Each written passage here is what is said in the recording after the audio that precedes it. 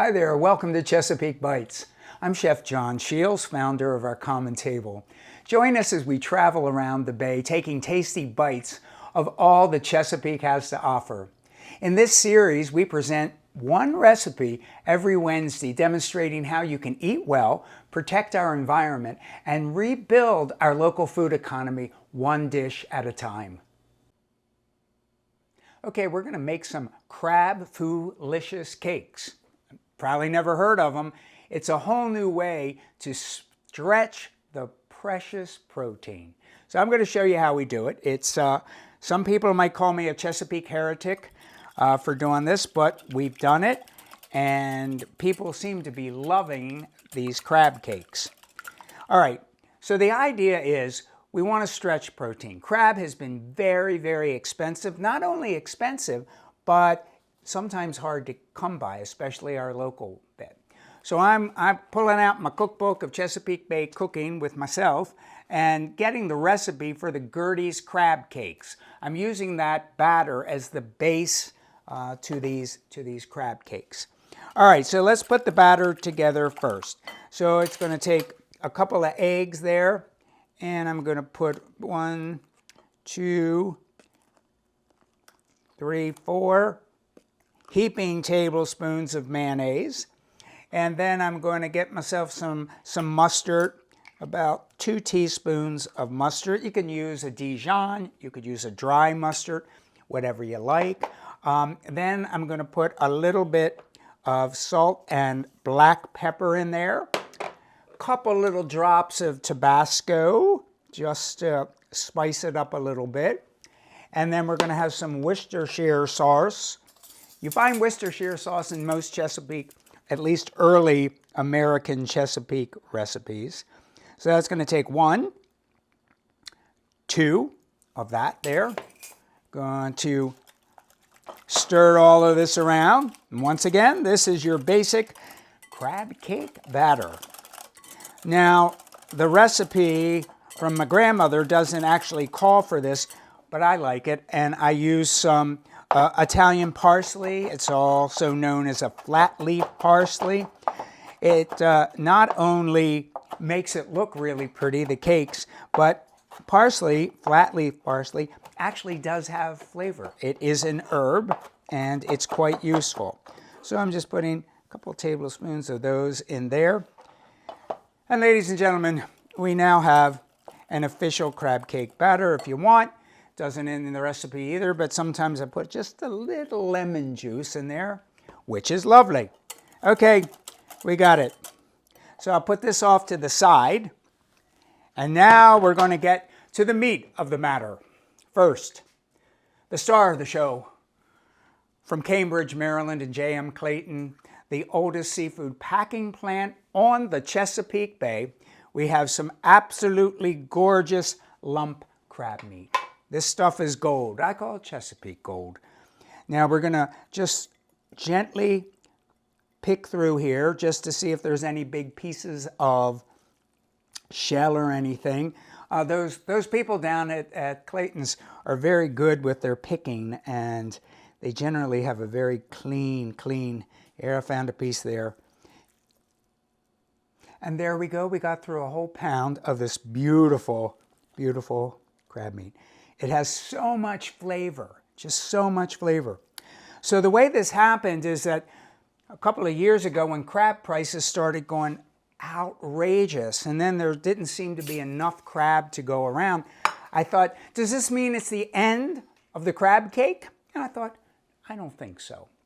Often at my restaurant, I do a scramble. It's called a foo scramble that we use tofu. And this is actually an organic tofu.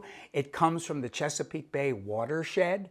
So you can't get better. We have both things from the watershed.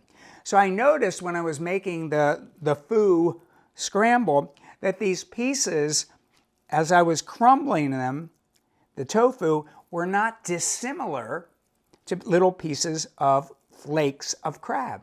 And I thought to myself, I said, "Self, do you think if you put some of the tofu in there with the crab meat, we could actually stretch that protein, and I think we could come up with something quite nice. And that's what we did. So just watch how we do. So the thing to remember when you're doing tofu like this, I always get the extra firm to use in these kind of dishes. I cut it in half. I put paper towels on either side and press down. You want to get as much moisture out as humanly possible. Okay, so I've just taken what would have been a 1-pound batch of crab cake mixture and turned it into a 2-pound batch. Pretty amazing, just with using the tofu. All right, now when you're going to put binder in a crab cake, some people use flour, some people use breadcrumbs, some people use the panko Japanese breadcrumbs. You can use anything that you like. You can even use the gluten-free breadcrumbs. Sometimes you have to use a little more of those because they don't absorb the liquid quite as good. So basically what I'm going to do is I'm just starting with some crushed saltines. My grandmother loved those and I like them myself. So put some of that in. I'm not going to put too much in right now. If it needs a little bit more later, we'll put it in.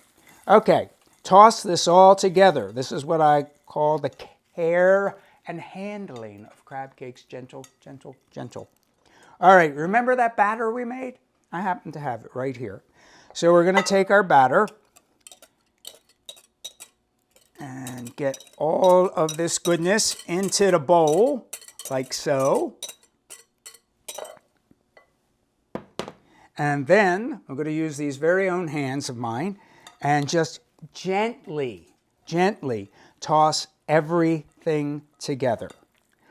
The idea is, you know, you pay good money for the lumps of crab, so you don't want to mess it up too much. So I'm just going to toss this and toss and toss and toss. Look at it, looking crab cake-ish to me. I don't know about you. I'm going to put just a little bit more of these cracker crumbs in.